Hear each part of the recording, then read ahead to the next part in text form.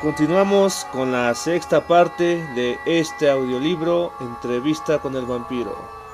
Comencemos. Íbamos a caballo, corriendo detrás del joven Freniere, en dirección a Nueva Orleans. Lestat quería alcanzarlo, yo quería alcanzar a Lestat. Pues bien, como te he dicho, el duelo estaba fijado para las 4 de la mañana, en el borde del pantano, cerca de la puerta norte de la ciudad. Y al llegar allí, poco antes de las 4, apenas teníamos tiempo de regresar a Point du Lac, es decir, que nuestras propias vidas estaban en peligro. Yo estaba enfurecido con Lestat como jamás lo había estado, y él estaba decidido a tener al muchacho. Dale una oportunidad. Insistía yo, agarrándome de Lestat antes de que pudiera acercarse al joven. Era pleno invierno, muy frío y húmedo en los pantanos y una masa de lluvia helada caía sobre el descampado donde se efectuaría el duelo.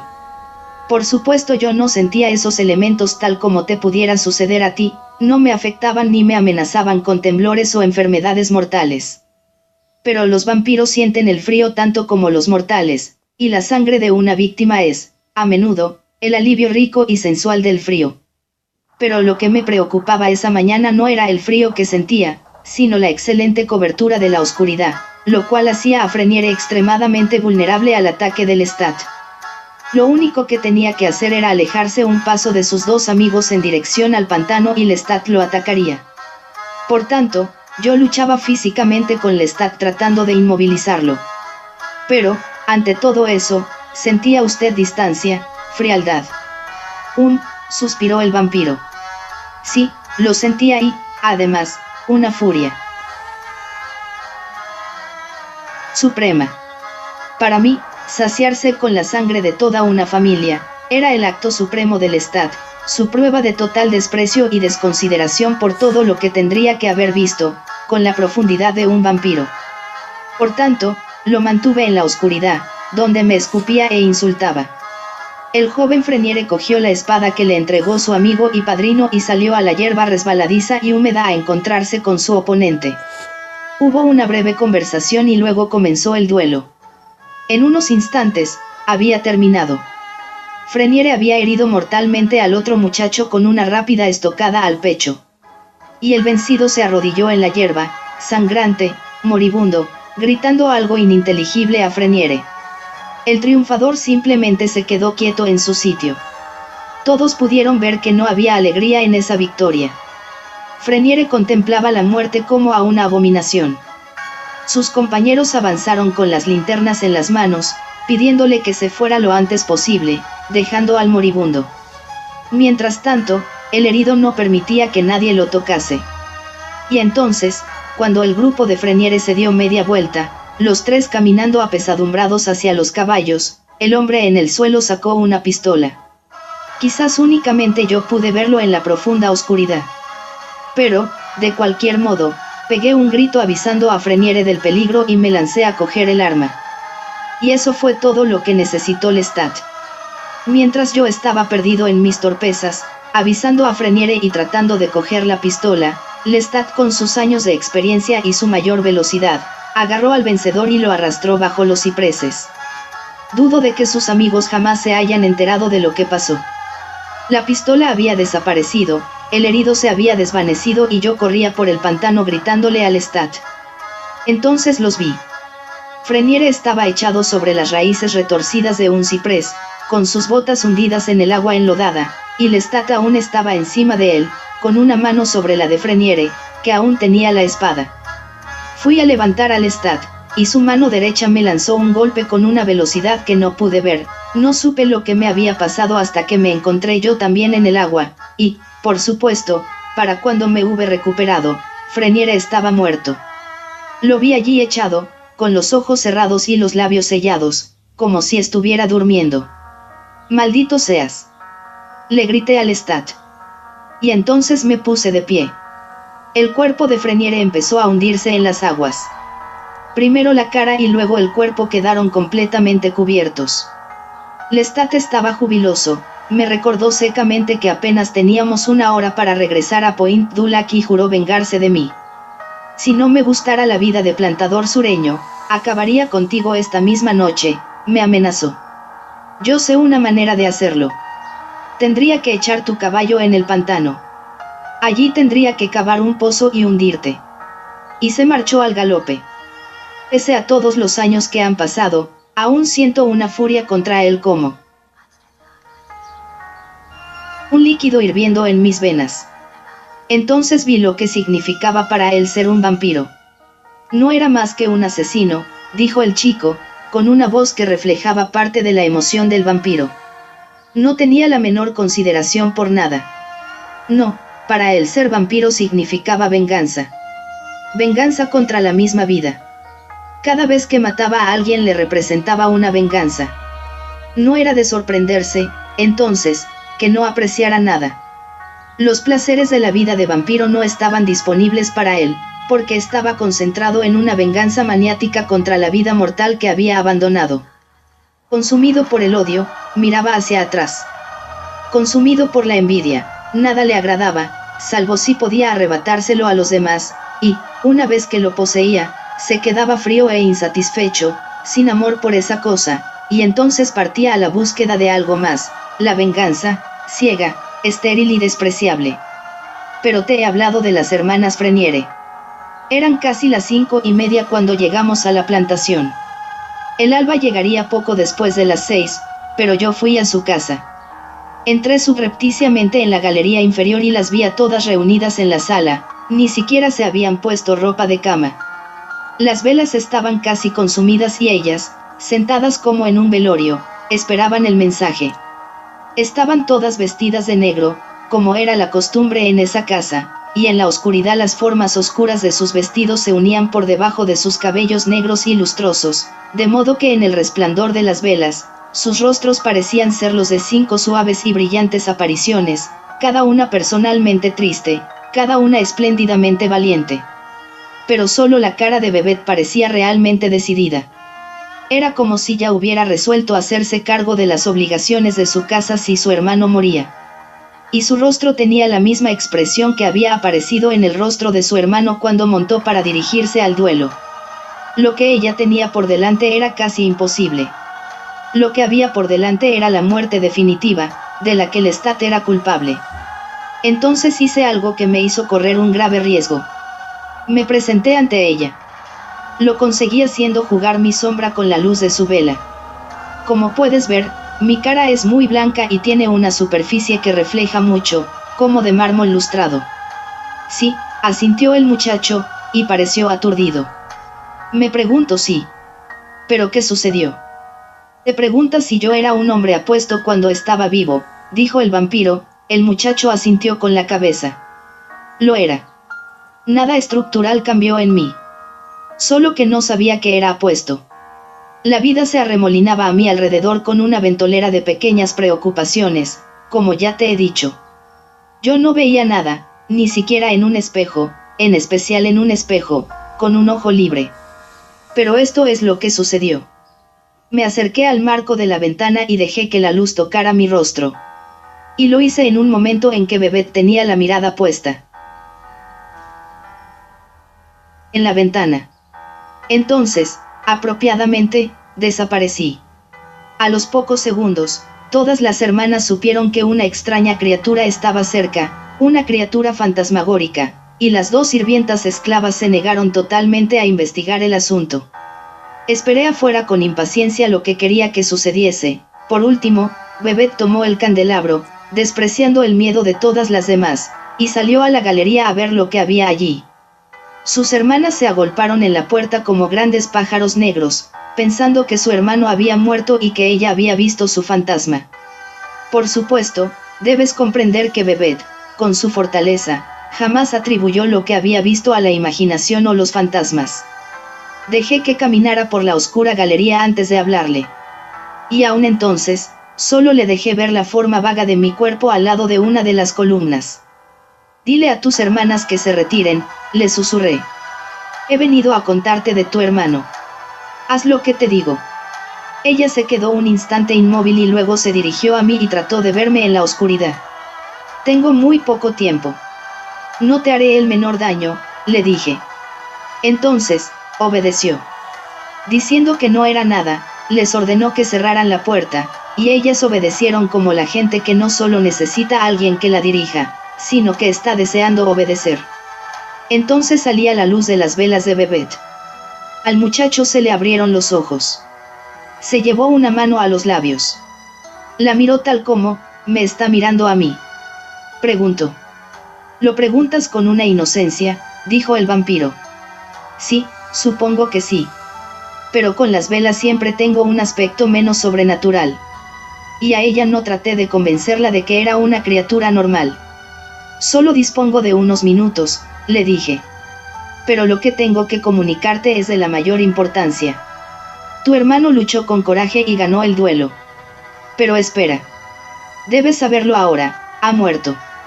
La muerte fue proverbial con él, la asaltante nocturna contra la que nada pudo hacer su bondad o valentía. Pero esto no es lo principal que he venido a contarte. Es lo siguiente, puedes dirigir la plantación y salvarla. Lo único que necesitas es que nadie te convenza de lo contrario. Debes ocupar su lugar pese a todas las opiniones, a todas las palabras convencionales sobre el sentido común y lo que debe ser. No debes escuchar a nadie. La misma tierra está aquí ahora igual que ayer, cuando tu hermano dormía en ella. Nada ha cambiado. Debes tomar su lugar. Si no lo haces, la tierra se perderá y la familia se perderá. Seréis 5 mujeres condenadas a una mísera pensión que viviréis la mitad o menos de lo que os puede brindar la vida. Aprende lo que debes saber. No te detengas ante nada hasta que tengas las respuestas. E imagina mi visita como la prueba de tu valentía, siempre que desfallezcas. Debes tomar las riendas de tu propia vida. Tu hermano ha muerto. Pude ver, por la expresión de su cara, que escuchaba cada palabra mía. De haber habido tiempo, me hubiera hecho preguntas, pero me creyó cuando le dije que no lo había. Luego utilicé toda la habilidad para dejarla lo más rápido posible y parecer que había desaparecido. Del otro lado del jardín, vi su rostro iluminado por la vela. La vi intentando verme en la oscuridad, mirando para un sitio y otro. Y luego la vi hacer la señal de la cruz y volvió adentro con sus hermanas. El vampiro sonrió. En toda la costa nada se dijo acerca de una extraña aparición a Babette Freniere, pero después del primer duelo y de las tristes conversaciones entre las mujeres solitarias, ella se convirtió en el escándalo de la región porque decidió dirigir su plantación. Acumuló una inmensa dote para su hermana menor y, a los pocos años, ella misma se casó. Y Lestat y yo casi ni intercambiábamos palabra. Continuó viviendo en Point du Lac. Así es. Yo no podía estar seguro de que Lestat ya me hubiera dicho todo lo que yo necesitaba saber. Y yo necesitaba disimular. Mi hermana se casó en mi ausencia, por ejemplo, mientras yo sufría el paludismo. Y algo similar me sucedió el día del funeral de mi madre. Mientras tanto, Lestat y yo nos sentábamos cada noche a cenar con el anciano y hacíamos ruido con nuestros cuchillos y tenedores, y él nos decía que comiéramos todo lo que teníamos en nuestros platos y que no bebiéramos demasiado vino. Con cientos de miserables dolores de cabeza, yo recibía a mi hermana en el dormitorio a oscuras, con las mantas hasta la barbilla. Les pedía a ella y a su marido que disculpasen la falta de luz, puesto que me hacía daño en los ojos, y les entregaba grandes sumas de dinero para que las invirtieran en nombre de todos. Por suerte, su marido era un idiota, inofensivo, pero un imbécil, el producto de 4 generaciones de matrimonios entre primos hermanos. Pero aunque estas cosas iban bien, empezamos a tener problemas con los esclavos. Ellos sí eran suspicaces. Y como ya he indicado, Lestat mataba a quien se le ocurría. En consecuencia, siempre había rumores de extrañas muertes en esa parte de la costa. Pero lo que motivó esas murmuraciones fue lo que ellos veían de nosotros. Y yo lo oí un atardecer cuando estaba entre las sombras cerca de las cabañas de los esclavos. Ahora, permíteme que te explique el carácter de esos esclavos. Corría el año 1797, hacía 4 años que Lestat y yo vivíamos en una paz relativa. Yo invertía el dinero que él adquiría, aumentando las tierras, comprando pisos y casas en Nueva Orleans, que él alquilaba. Y el trabajo de la plantación producía poco más que una excusa para nuestras inversiones. Dije nuestras. Eso es incorrecto. Jamás firmé nada con Lestat y, como te darás cuenta, yo todavía estaba legalmente vivo.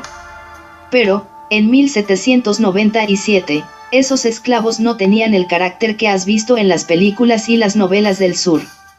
No era gente de piel oscura y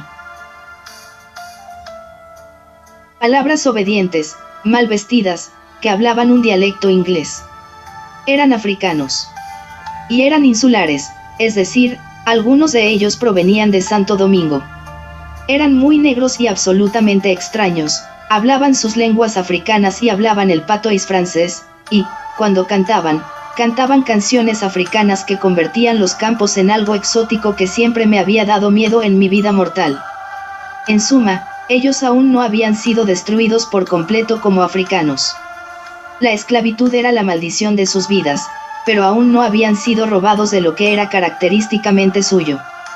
Toleraban el bautismo y las modestas vestimentas que les imponían las leyes católicas francesas, pero, por las tardes, transformaban sus ropas baratas en disfraces delirantes, hacían joyas con huesos de animales y pedazos descartados de metal que pulían como si fuera oro, y las cabañas de los esclavos de Point du Lac eran un país extranjero, una costa africana después del anochecer, en el cual ni el más intrépido superintendente se animaba a deambular. Pero los vampiros no se asustaban. No hasta una noche de estío, cuando paseando entre las sombras, escuché por las puertas abiertas de la cabaña del capataz negro una conversación que me convenció de que Lestat y yo dormíamos con grave peligro. Los esclavos sabían que no éramos seres normales. En tonos susurrantes, las criadas, que vislumbré a través de una grieta, contaron cómo nos vieron cenar con los platos vacíos, llevándonos copas vacías a los labios, riéndonos, con nuestros rostros blancos y fantasmales a la luz de los candelabros, y el pobre ciego era un tonto indefenso en nuestro poder. A través de las cerraduras, habían visto el ataúd de Lestat, y, una vez, él había castigado sin misericordia a una de ellas por espiar por las ventanas de su dormitorio que daban a la galería. Allí no hay ninguna cama, se confiaron una a la otra. Duerme en el ataúd, lo sé. Estaban todos convencidos de lo que éramos. En cuanto a mí, una tarde me habían visto salir del oratorio, que ahora era poco más que una masa de ladrillos y enredaderas, llena de visterias en flor en la primavera, rosas silvestres en el verano y el musgo brillante sobre las viejas persianas despintadas, que jamás se habían abierto, y con las arañas tejiendo en los pétreos arcos. Por supuesto, yo simulaba visitarlo en memoria de mi hermano, pero, por sus palabras, estaba claro que ya no creían más en esa mentira. Y ahora no solo nos atribuían las muertes de los esclavos encontrados en el campo y en los pantanos, y también las muertes de reses y caballos, sino todos los demás acontecimientos misteriosos y extraños, incluso las inundaciones y tormentas, que eran las armas de Dios en su batalla personal contra Luis y Lestat. Lo que es peor, no pensaban escaparse. Nosotros éramos demonios, y nuestro poder, ineludible. No, nosotros debíamos ser destruidos. Y en esa reunión, de la que me convertí en un participante invisible, había un grupo de esclavos de Freniere. Eso significaba que los rumores se extenderían por toda la costa. Y aunque yo creía firmemente que toda la costa no podía caer presa de una histeria colectiva, no sentí la menor gana de correr ese riesgo. Me apresuré a volver a la plantación a decirle a Lestat que nuestro papel de plantadores sureños había terminado.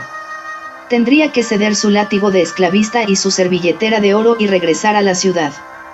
Naturalmente, se resistió. Su padre estaba gravemente enfermo y quizá no sobreviviese mucho más. No tenía la menor intención de escapar de unos estúpidos esclavos. Los mataré a todos, dijo serenamente, de a 3 y de a 4. Algunos se escaparán y eso estará bien. Estás diciendo disparates. El hecho es que quiero que te vayas de aquí. ¿Tú quieres que me vaya? Tú. Se mofó, estaba construyendo un castillo de naipes en la mesa de la sala con un mazo de cartas francesas muy finas. Tú, un vampiro llorón y cobarde que se arrastra por la noche matando gatos y ratas y mirando velas durante horas como si se tratara de gente, y que se queda bajo la lluvia como un zombi hasta que se te empapan las ropas y lledes a viejos baúles escondidos en el desván, y tienes el aspecto de un idiota estupefacto en el zoológico. No tienes nada más que decirme, contesté, y tu insistencia en el desorden nos ha puesto a los dos en peligro. Yo podría vivir en ese oratorio y ver cómo la casa se cae a pedazos. Porque no me importa nada. Le dije, y era la verdad.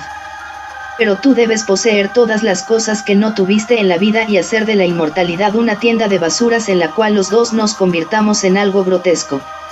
Ahora, vete a ver a tu padre y dime cuánto le falta de vida, porque ese es el tiempo que aquí te quedarás, y únicamente si los esclavos no se rebelan antes contra nosotros.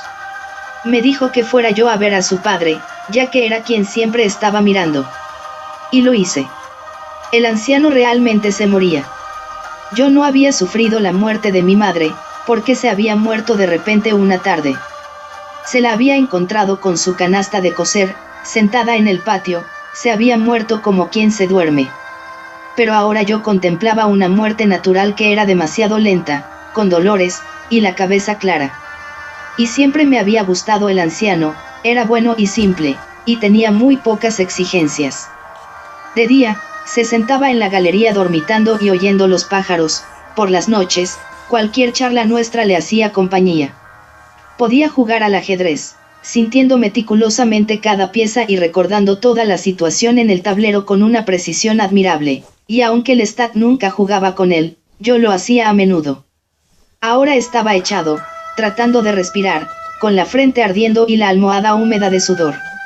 Y, mientras gemía y pedía que le llegara la muerte, Lestat, en el otro cuarto, empezó a tocar el clavicordio. Le cerré la tapa de golpe y casi le atrapo los dedos. No tocarás mientras se muere tu padre. Al diablo que no. Me replicó. Tocaré el tambor, si quiero. Y cogiendo una gran bandeja de plata de una mesa, la empezó a golpear con una cuchara. Y así culmina esta sexta parte del audiolibro Entrevista con el vampiro. Hasta el próximo video.